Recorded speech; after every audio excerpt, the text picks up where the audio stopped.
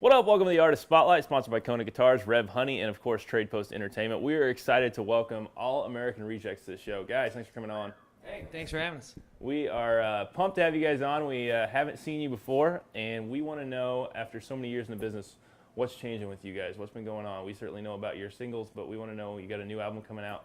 Talk about what the plan is right now. Yeah, well, we've been working on this new record, Kids in the Street, for the last 3 years of our lives, and it all kind of started when we jumped off the road from our last record, When the World Comes Down, and Nick and I sort of escaped to L.A., a la Kurt Russell style, and Nick settled right in. Nick's really good about secluding himself and making his world sort of pop up wherever it is, and I'm like, a chameleon. Like, if I land on a tree, I turn into a tree. So I landed in Los Angeles and turned into a sort of poisonous, excess-driven madman for about 9 months. And it was great and terrible and very, I guess it's one of those things that sort of makes you open your eyes.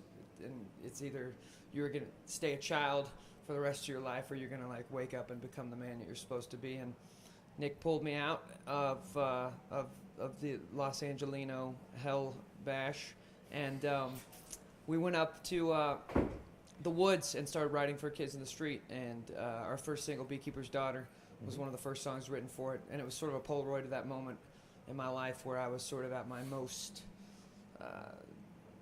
delusional and sort of numb and bulletproof feeling. Sort of, I don't know, it was kind of. So it was like it was a good little moment of lyrically, it's just driven about an insensitive person who doesn't really sort of treat women like they sort of deserve or whatever. But some of them deserved it. They did deserve it. That's kind of the point of the song. The point of the song is like I was driven to this point of the insensitivity because of the fact that I ran into some people that kind of made me like a little numb to life. And so fast forward 9 months, we pretty much had all the material written for our record, and Mike and Chris came in as judge, jury, and executioner, and helped. We sort of all put together this story called Kids in the Street, and that's kind of like the long-winded version of it. Have you ever parked your tour bus at a strip mall? Yeah. Really? Yeah, we played at Berndorf Goodman's. When you're at the level you are now? We played at Montgomery Ward on our second record. It was the coolest show ever, man. It was so sweaty that the condensation was dripping from the ceiling, and people were getting crowd surfed, and the ceiling was like 6 feet tall. And so they were literally, it had the same ceiling as that. So they were pushing up that old, like a school ceiling. And so they were pushing up kids into like the tiles. Oh. It was so good. Yes. Was that there? Were you there? Yeah. He's not buying any of it. He doesn't remember second record on until present day. Oh, what happened between then and now? Well, you developed. I was just living too fast, man. Yeah, just living too fast. He developed a taste for the spice. Dude. How do you guys keep it sane between you four? You see each other more than you would see families, more than you see. I'm not judging.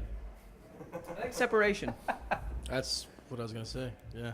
What do you mean? When we're not working together, we don't really like between album cycles or between recording. We won't see each other for months. Or do we keep, or even keep in contact really? Like the occasional text. Hey, how's it going?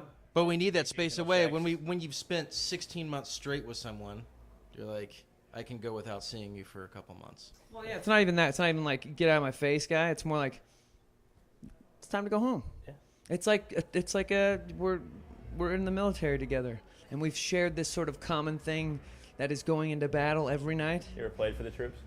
Yeah. It's great. Yeah, I bet. Great shows. And when we go back to sort of home, we tend to our loved ones and our life that we sort of try to make while we're not on the road. So it's not like when we come back and we go to our I don't know, our OTC getaway weekend, it's like we never left. Sure. He's But- a silver star. Well, we appreciate you guys coming on the show. Thanks, Joe. It's fun having you. Fun times with the drumming in the background. But this has been the All-American Rejects. We're going to see them take the stage coming up next.